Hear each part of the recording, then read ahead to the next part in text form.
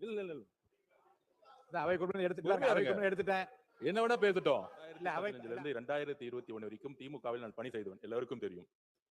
2014 திமுக 40 தொகுதி தோத்த நேரத்தில் நான் வேலை செய்ய வந்தவன். உங்களுடைய முன்னாள் முதலமைச்சர் மு க ஸ்டாலின் அவர்கள் கேட்டு பாருங்க, என்னுடைய வேலை எப்படி இருக்குன்னு அவருக்கு தெரியும்.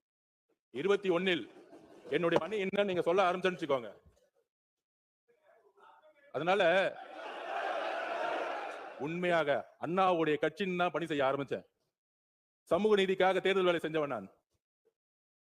அப்ப 2021 திரு மு க ஸ்டாலின் அவர்கள் கேளுங்க, என்னோட பணி என்னன்னு தெரியும்.